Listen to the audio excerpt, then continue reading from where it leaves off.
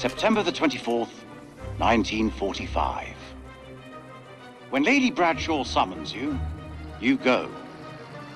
Mary and I were bound for our honeymoon, but the chance to dine with one of Britain's finest antiquarians was too great for us to miss. When we met, Bradshaw wore a brooch that caught Mary's eye. A Sumerian relic recovered from a dig site in the Hashemite kingdom of Iraq. After dinner, she showed us another find from the same site, a gold cuneiform tablet. She called it the final puzzle piece in her life's work, a map that pinpoints the tomb of Alexander the Great. If she's right, the tomb lies somewhere on the border of Iraq. Lady Bradshaw wants us to lead her expedition.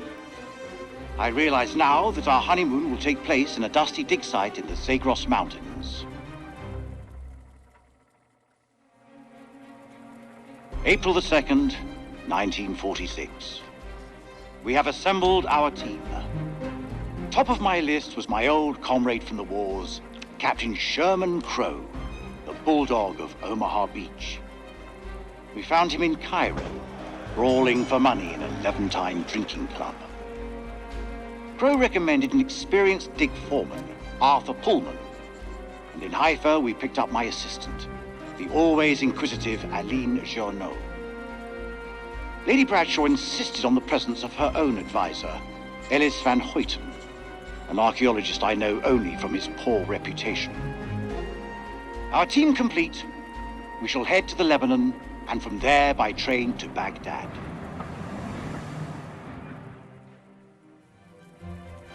October the 21st, 1946. Crowe was the first to break into the tomb, an honor he shared with Bessie, that damned machine gun of his.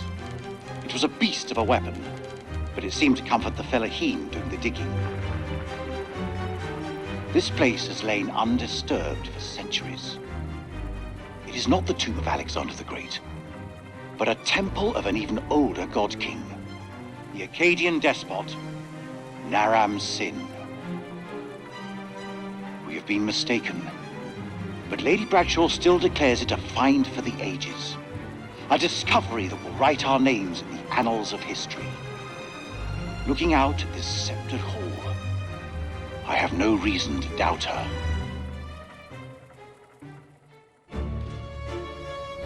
The catacombs beneath the temple are heaped with human bones. Aline has worked sacrificial digs in El Castillo, but even she hasn't seen death on this scale before. The Akkadians killed thousands in the name of their gods, most ritually decapitated, but others crudely slain and dumped in charnel pits, as though the slaughter had spiraled out of control. What plague or cataclysm demanded such a price? So much blood spilled. And for what? Whatever happened here millennia ago, it is a secret waiting to be discovered. Our work begins in earnest.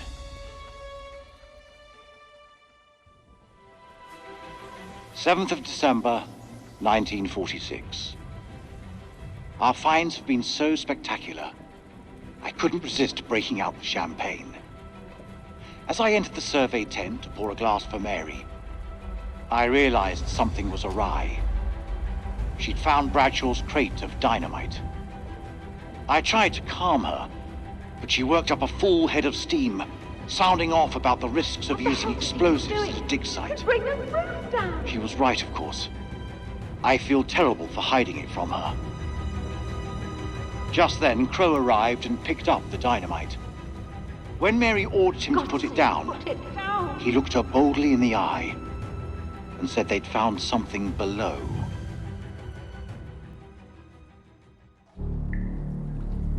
The bottom of the chasm stank of death and was littered with corpses, fresh enough to be covered in flies.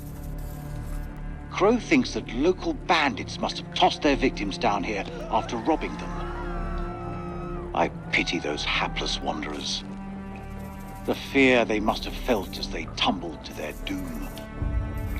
But this was not what he wanted to show us. An unearthly light pierced the rocks. When Mary asked us what it was, Bradshaw nodded to Crow, who broke open the dynamite. She said she intended to find out.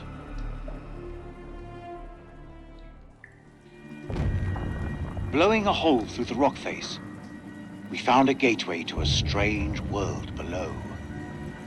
A phosphorescence emanated from beneath, casting its eldritch light over us all. Lady Bradshaw was insistent that we descend further. Perhaps Mary is right, and Bradshaw is becoming reckless and uncontrollable.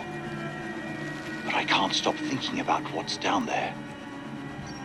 I am now working with Crow and Pullman to set up a winch and elevator to descend into the shaft. What mysteries lie below, I wonder, undisturbed by the world above.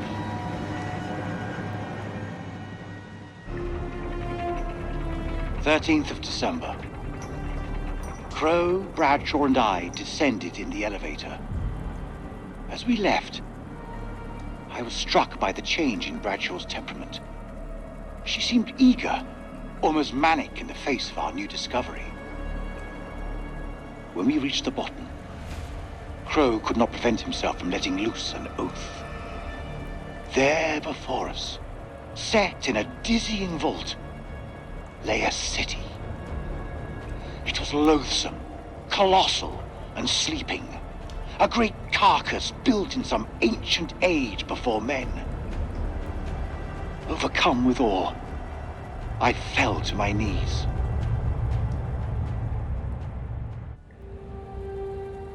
"28th of December. God forgive us. For days we have studied this dead, silent realm and its entombed abominations. Now the horrors have come for my own dear Mary. Crow found her unconscious in the Star Chamber, her notes scattered around her. He carried her back to our supply room and laid her down in one of the cells. When Bradshaw learned what had happened, she was evasive about Mary's work down there. As I cleaned my wife's face, she spoke to me in a fever, sounding distressed and confused. I have resolved to keep a vigil over her. I pray her fever abates so we can escape this cursed place.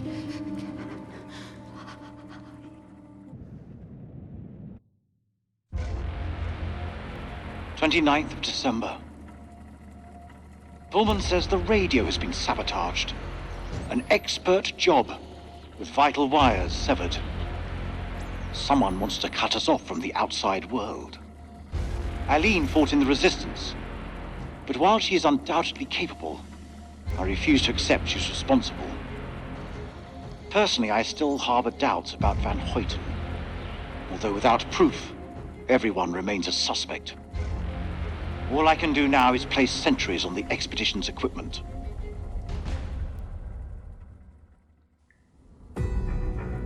"30th of December. Mary's condition worsens.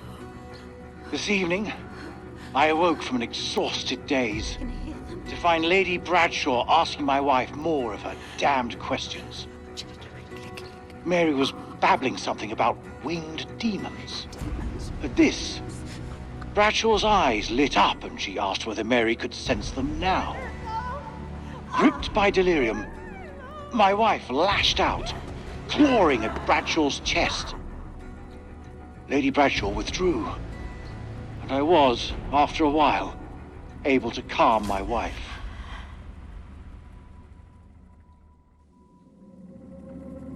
"31st of December. Mary is dead. I sat with her in her final moments, telling her how sorry I was. Sorry for accepting Bradshaw's offer, for ever coming to this hell-forsaken place, for placing my vanity above our love. When Mary spoke about the end of everything, I knew she sensed death coming. With her last words, she made me swear to bury this place.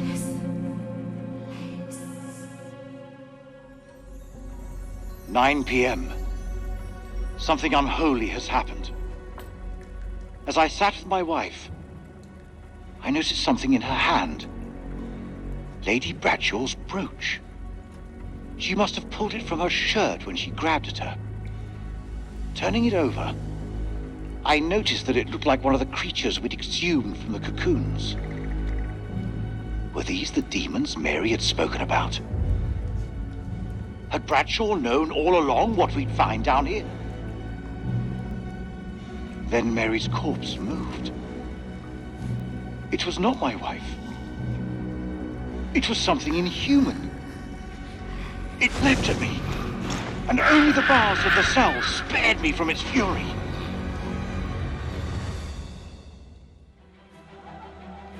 The camp is in uproar. Workers are missing, and Lady Bradshaw has returned to the city deep below. No one knows why, but I can guess. She yearns for the same fate that befell Mary. She wants to be one of them.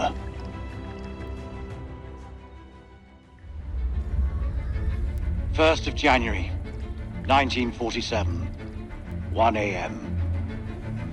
The saboteur has struck again, sealing us in here. We are hopelessly trapped with those things. All around us, they shriek from the darkness. Crow has set up his machine gun, pointed towards the catacombs. Mary was right. We cannot fight that which does not live. There is only one option now. Bring the whole damn temple down on them. Even if it means bringing it down on our own heads. They cannot be allowed out of here.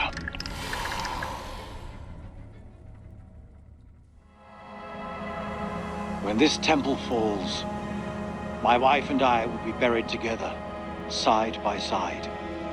I owe her that, at least. The portrait that I carry in my watch case is the Mary that I remember, not that thing in the cell.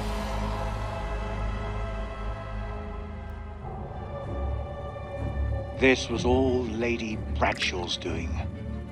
She knew all along what was down here. She led us to them. I found her below, hunched over the murdered corpse of Van Hoyten. As she turned to face me, I saw that she had changed. My hand fell to the closest weapon I could find, an iron tent peg. I stabbed her with the metal, impaling her in the heart. She died. Unholy screams echoed from deep below, as if answering the sudden release of blood.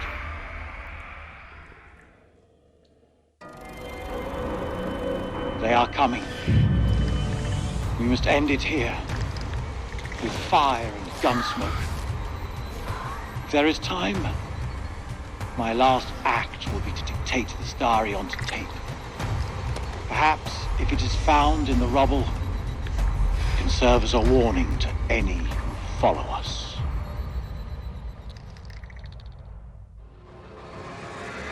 The bones of this temple are drenched in blood. We have set foot on an uncharted shore and roused something ancient and wicked. A blasphemy that comes in indescribable shapes and forms. For eons we lived as children in this world, unaware of the horrors that slumber beneath our feet. Now we have blindly thrown open the gates to madness. I fear being taken, but I must do what I must. We must seal this place for eternity, for all mankind.